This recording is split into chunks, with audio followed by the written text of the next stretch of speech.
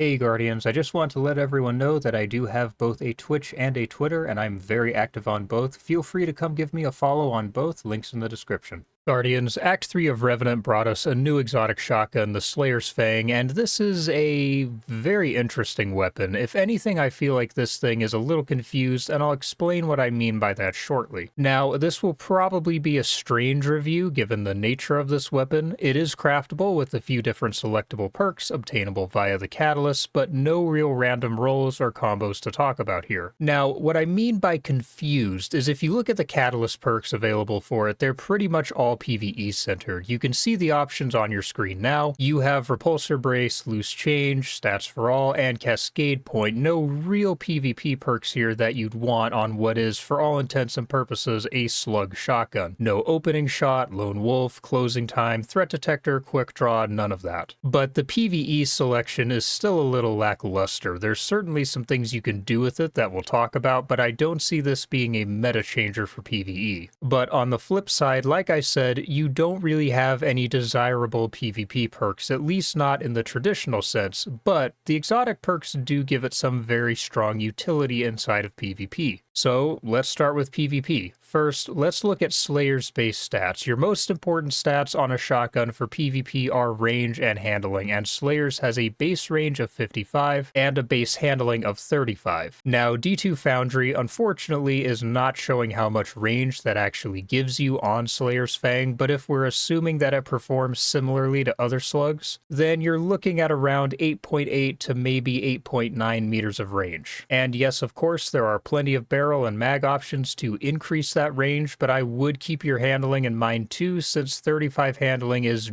genuinely terrible. So the roll that I went with is Arrowhead Break for handling, Accurized Rounds for range, and Short Action Stock for handling. Assuming you have Night Sworn fully upgraded, that gives you 70 range and an OK 75 range, which will give you around 9.5 to 9.6 meters of range. Now you could go with Hammer Forged Rifling here, which will take you to just below 10 meters of range, or even Rifled Barrel, which would get you just barely over 10 meters. But regardless, just keep in mind that there are slugs that can reach further than Slayers can, most notably Chaperone, which can reach around 11 at base and 12 with Roadborne procced. But given that I do still want handling, I stuck with Arrowhead Break, and even with that roll, your range is still comparable to Duality in slug mode, and Duality certainly can't be called a bad slug. Now, as far as the catalyst perks go, there are perks you can work with if you really want to build craft with Slayers in mind. Loose Change will boost your reload speed, aim assist, and ADS movement speed for a short duration if you apply an elemental buff to a target. For obvious enough reasons, this would be very, very strong on Prismatic. Otherwise, you do have Repulsor Brace for maybe some Void builds, or I guess Cascade Point if you want to just kind of meme around with it. Hoard ammo, proc Cascade Point, then just fly at someone and dump your mag into them. And this is certainly funny, but not necessarily useful. Now, what really gives this weapon some use in PvP is the exotic perk Night Sworn, where final blows with Slayers will give you wall hacks. You can picture something like Flawless Executioner, but without the invis. Now, Night Sworn does also give reload speed and increased precision damage. And it works with the other exotic perk Heart Piercer, where the slug will explode into submunitions on impact, and those submunitions will ricochet, as you can see on your screen now. When Night Sworn is procced, those submunitions will also weaken targets. Now, the submunitions don't deal much damage inside of PvP at all. You're not going to bounce them around a corner and kill someone unless they have next to no health already, and this is probably a good thing, given that there's a lot of those submunitions. At best, you could maybe use it to keep someone weak or prevent a revive, but that's about where the usefulness ends. Now, the submunitions weakening targets via Night Sworn after a final blow can definitely be nice, but you have to ask yourself if you really want to waste a shot after a kill for a weaken, or just save that shot for an actual gunfight. And personally, I'm saving it for that next gunfight. So the real utility here comes from wall hacks on final blows. Now, while Night Sworn lasts 7 seconds, the wall hacks only seem to last for a few seconds, maybe 2 or 3. This is probably a good thing given that wall hacks are extremely strong. strong. But even with that short duration, the ability to immediately know where the rest of an enemy team is after a kill is still extremely valuable. Now, this is a perk high-level players will likely put a lot of value on, as the information provided from even just a few seconds of wall hacks can be invaluable. It can be enough to tell you whether you should take a gunfight, run away from a gunfight, make an aggressive push, pull back and regroup with your team, make a long flank, so on and so forth. Now, for your more average or below average players, yes, you're probably better off just going with a different slug, but for very high level players who know how to take full advantage of the information those few seconds provide, this is definitely worth considering, especially in a mode like Trials of Osiris or Comp. So during my time using this weapon, how did it perform? At first, I wasn't really sure. Even with 70 handling, without the help of something like Ophidians, it still feels very slow, which really put me off of it at first. But after spending a few hours with it, I actually kind of like it. Now, slugs in general are very forgiving, and I will say if you're a roller player in particular, this weapon is a must-have. But even on M&K, if you want to push someone with the shotgun, or if you see someone pushing you and you pull it out as they're pushing you, if you can just put even a little bit of damage in, a body shot from the slug is typically enough to clean them up. And then you have your wall hacks, and yes, this is very strong and actually pretty useful. There were a couple of moments where those wall hacks did actually save my life, or they gave me a chance to reposition in a way that gave me an advantage in my next fight. Now, do I think I'll main this shotgun? Given how I like to play, it doesn't fit with my playstyle as well as other weapons, but the value of those wall hacks is undeniable. That being said, while I might not main this shotgun, I do think I'll probably still use it every now and then, and it may just stay in my inventory as there are situations where I could see it being extremely useful. This really is one of those weapons where people will either drop it almost immediately after trying it, or they will just marry themselves to it, take full advantage of those wall hacks, and become extremely lethal with it. And there really probably won't be much of an in-between for most. So I do like it for PvP for the most part.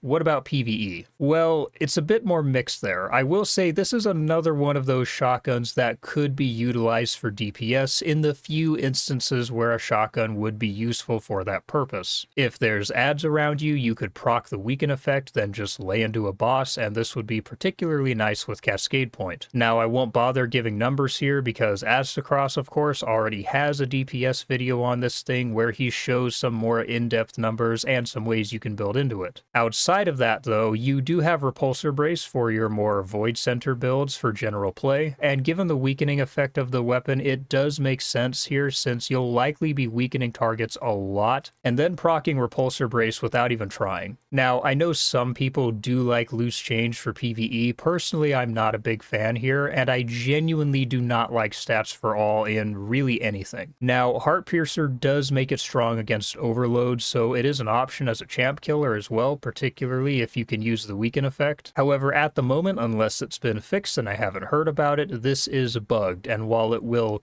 stun an overload, it will not prevent its health regen, so keep that in mind. And the ricochets are a bit more effective in PvE, but not really something that I'd be going out of my way to make more effective. Now, you can of course combine this with something like no backup plans, and this can be kind of a fun combo, but unless you're just messing around in more mid-tier content, there's really no reason to take this over something like a Prismatic Titan with Synthos and Consecration. And yes, even with the Consecration nerf coming, I still think it's going to be very strong. Now, if Slayers had 1-2 punch or reconstruction or something of the sort, it might be a different tale, but overall, I don't see myself swapping any of my other PvE shotguns out for this thing anytime soon, except perhaps in some more niche situations. It's still a good shotgun, but there are better PvE weapons out there to be sure. Rocket sidearms, area denial GL, so on and so forth. There's just better options. And even as shotguns go, you have Heritage for a general utility slug, and shotguns like Wastelander or Perfect Paradox for melee builds. Now, are there circumstances where I could see it being useful? Sure, with Void builds for example, or maybe as a weakening method in solo runs of dungeons and whatnot. Or if you're in a piece of content with a ton of close quarters combat, but outside of that, just for general PvE play, there's definitely more useful weapons out there. So while it does fit some more niche roles, I don't expect this thing to really really shake up the general PvE meta at any point soon. That's kind of what I mean by Slayers feeling like it's confused. Its exotic perks do make it strong in PvP, but the catalyst perks just don't have much going for them unless you're a build crafter. The lack of a good handling perk in particular is a pain point for me, but on the other hand, in PvE, there are very few instances where I'd really consider this weapon. So overall, I really like it in PvP, but I don't see it replacing any of my standard PvE weapons anytime soon. And that's pretty much all I have to say on Slayer's Fang. It's an interesting weapon, if sort of a confused one. But as always, do me a favor and hit that like button, leave me a comment with your thoughts on Slayer's Fang, let me know if there are any particular builds you're rocking with it, and of course hit that subscribe button with the bell icon. Don't forget to check the description for my other links, my Twitch in particular. Of course, Heresy starts in a little over a week, so I will be streaming as soon as the new episode kicks off, so go and give me a follow there.